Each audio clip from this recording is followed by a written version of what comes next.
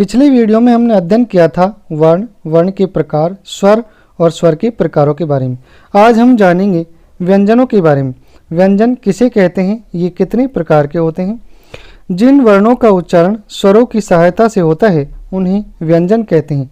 मान लीजिए हमने यहाँ क लिखा है, जब हम इसको उच्चारित करते हैं तो क के साथ हमें ए अवश्य बोलना पड़ता है। हिंदी वर्णमाला में व्यंजनों की संख्या 33 होती है। इसके बारे में हम पिछले वीडियो में भी बता चुके हैं। मुख्य रूप से व्यंजन 3 प्रकार के होते हैं। पहला होता है स्पर्श व्यंजन, दूसरे होते हैं अंतस्थ व्यंजन और तीसरे होते हैं ऊष्मीय व्यंजन। आइए एक एक का अध्ययन करते हैं। सबसे पहले जानते हैं स्पर्श व्यंजनों के बारे में। इन्हें हम पंचन वर्ण भी कहते हैं। जिन व्यंजन वर्णों के उच्चारण में श्वास वायु मुख के अलग अलग मार्गों को स्पर्श करती है उन्हें स्पर्श व्यंजन कहते हैं। यानी कि जब हम इनका उच्चारण करते हैं तो हमारे मुख विवर से अलग अलग भागों से प्राण वायु या श्वास वायु टकराती है। देखिए ये कौन कौन से हैं। हिंदी वर्णमाला में इनकी संख्या 25 होती है। इसमें क वर्ग, जब हम क वर्ग का अध्ययन करते हैं तो हमारी प्राणवायु या श्वास वायु कंठ से टकराती है, जैसे क, ख, ग। इसी प्रकार से च वर्ग का हम जब उच्चारण करते हैं तो हमारी प्राणवायु तालव से टकराती है। उसी प्रकार से जब हम ट वर्ग का उच्चारण करते हैं तो हमारी प्राणवायु मूर्धन से टकराती है, जो कि हमारे दांत के ऊपर मसोड़ों का कठोर भाग होता है। अब हम जानते हैं अंतस्थ व्यंजनों के बारे में। अंतस्थ शब्द का अर्थ है मध्य या बीच में स्थित। हिंदी वर्णमाला में कुछ व्यंजन स्वर तथा व्यंजन के मध्य आते हैं, यानी कि न तो हम इनको स्वर ही कह सकते हैं और ना हम इनको व्यंजन ही कह सकते हैं, ये बीच में आते हैं। इन्हें अंतस्थ व्यंजन कहते हैं। हिंदी में इनकी संख्या 4 होती है। य, र, ल, व। य को और व को अर्ध स्वर भी कहा जाता है। अब हम जानते हैं ऊष्मीय व्यंजनों के बारे में। आपको नाम से ही पता लग रहा होगा, ऊष्म यानी गरम। ऊष्म का अर्थ है गरम।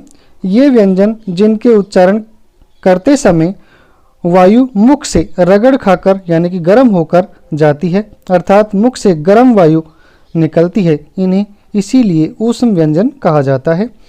इनकी संख्या हिंदी वर्णमाला में 4 होती है। से और है। अब हम जानते हैं संयुक्त व्यंजनों के बारे में। 2 व्यंजनों के मेल से बने वर्ण को संयुक्त व्यंजन कहते हैं। हिंदी वर्णमाला में इनकी संख्या 4 होती है। आपको नाम से ही पता चल रहा है संयुक्त व्यंजन, यानी कि 2 व्यंजनों को मिलाया गया है। देखिए ये कौन कौन से हैं। छ, त्र, ग और श्र।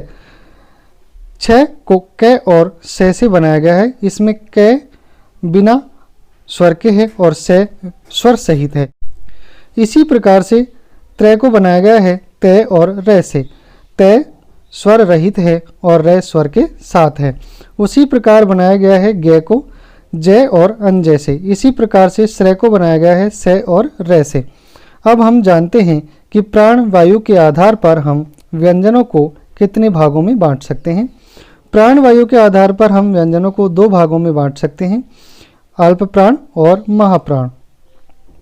सबसे पहले जानते हैं अल्प प्राण व्यंजनों के बारे में। जिन व्यंजनों के उच्चारण में श्वास वायु कम मात्रा में बाहर निकलती है उन्हें हम अल्प प्राण व्यंजन कहते हैं। हर वर्ग का पहला, तीसरा, 5वां वर्ण अंतस्थ और सभी स्वर अल्प प्राण के अंतर्गत आते हैं। अब हम जानते हैं कि ये कौन कौन से हैं। देखिए क वर्ग में क, ग और न, ये तीनों अल्प प्राण हैं। च वर्ग में च, ज, अन, ये तीनों अल्प प्राण हैं। इसी प्रकार से ट वर्ग में ये गलती से ठ लिख गया है, ये ट है। ट, ड और न। इसी प्रकार से त वर्ग में त, द और न। इसी प्रकार प वर्ग में प, ब और म। ये सभी अल्प प्राण हैं और सभी अंतस्थ य, र, ल, व ये सभी अल्प प्राण के अंतर्गत आते हैं। अब हम जानते हैं महाप्राण के बारे में। जिन व्यंजनों के उच्चारण में श्वास वायु अल्प प्राण की तुलना में कुछ अधिक निकलती है उन्हें महाप्राण कहते हैं। प्रत्येक वर्ग का दूसरा और चौथा वर्ण और सभी ऊष्मीय वर्ण महाप्राण व्यंजन के अंतर्गत आते हैं। आइए देखते हैं कौन कौन से वर्ण हैं। क वर्ग में ख और घ, च वर्ग में छ और झ, ट वर्ग में ठ और ढ, तय वर्ग में थ और ध, पै वर्ग में फ और भ, ये सभी महाप्राण के अंतर्गत आते हैं। और सभी ऊष्मीय व्यंजन स और है, ये सभी महाप्राण के अंतर्गत आते हैं। अब हम सभी व्यंजनों को एक साथ सारणी रूप में देखते हैं कि ये किस प्रकार से विभाजित हैं। देखिए, ये जो 25 स्पर्श व्यंजन हैं जिनको हम पंचम वर्ण भी बोलते हैं, ये इस प्रकार से हैं। क वर्ग, च वर्ग, ट वर्ग, त वर्ग और प वर्ग। ये रे ले वे, ये सभी चारों अंतस्थ व्यंजन हैं।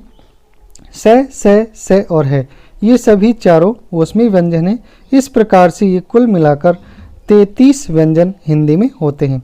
साथियों, आज के वीडियो में इतना ही। मिलते हैं अगले वीडियो में किसी इसी प्रकार के टॉपिक के साथ। तब तक के लिए जय हिंद, जय भारत।